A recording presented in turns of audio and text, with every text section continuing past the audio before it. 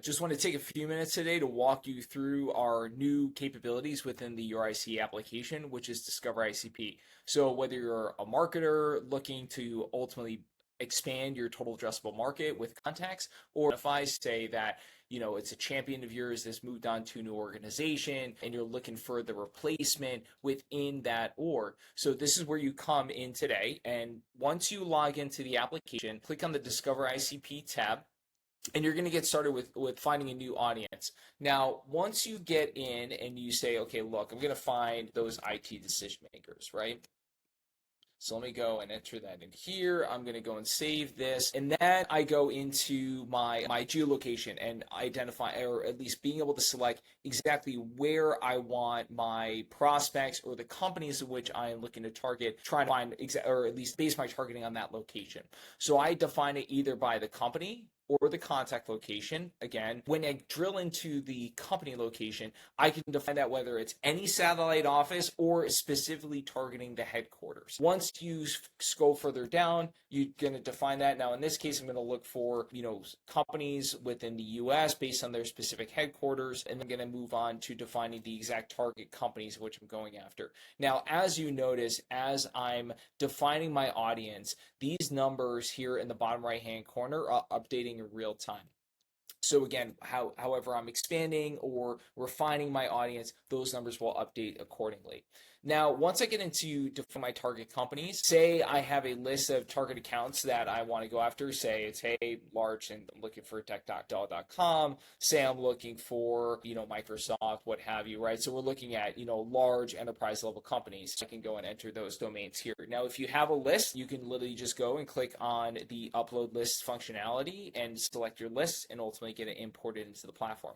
But say I don't necessarily need to target on specific accounts. I'm looking at a wider net, ultimately identifying, companies that are, let's say, mid to large, size companies, or I'm basing it off of their annualized revenue. So I can literally just go in here and choose, say, hey, I'm looking for companies that are generating over $50 million or more. Again, those numbers in the bottom right-hand corner are going to update accordingly. I'm not going to worry about updating by company size, only because, again, I have it based on revenue. I don't necessarily need, in this particular case, the number of employees at a given organization, right? Now, if you were a tech company and you're looking for targeting organizations that have a specific number of endpoints, say, companies that have a certain number of computers, and you're looking to say, hey, I need to make sure that I'm focused on any organization that has more than 1,000 endpoints. So if you equate to one computer per person within the org, then I would go and define that by company size.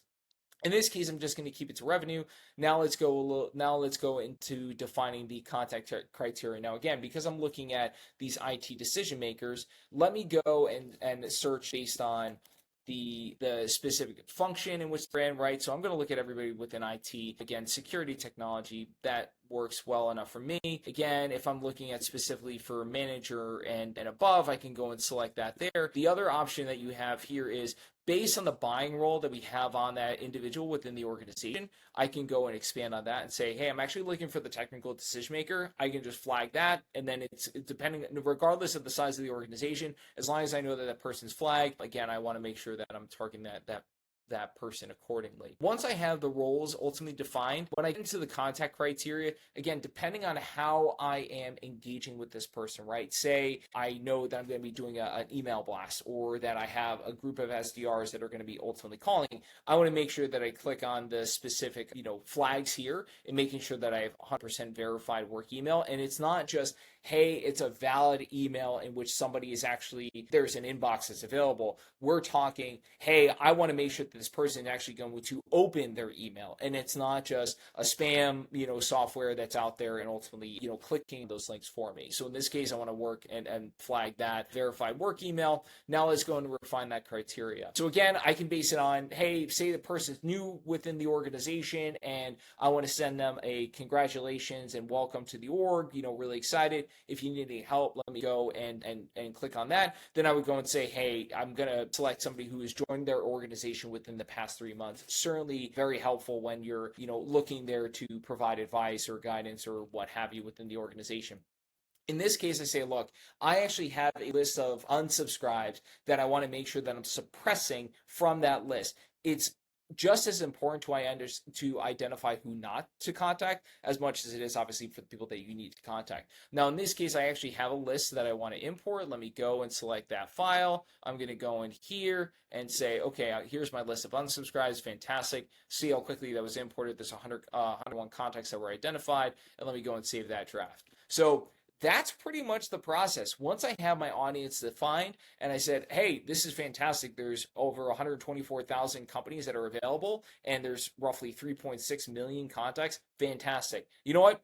I don't necessarily have budget to go and buy, 3.6 million contacts. Say for this round, I only want to go and purchase 5,000 contacts, but also I want to make sure that, especially with the size of the organizations, is based on revenue that I'm going after, I don't necessarily want 100, 200, 500 people from the same organization. So what I can do is say, hey, I'm going to limit the number of contacts down to 4. And that way, I'm not going to get any more than 4 contacts per organization. Now, in my recommendation, especially as you're looking to generate leads, my recommendation, especially when you're looking at large organizations, my best practice is usually keeping it to 12. Because if you think that for every 4 contacts in which you're reaching out to, you have a 25% chance that one of us is ultimately going to convert and say, hey, let me actually engage in the conversation here.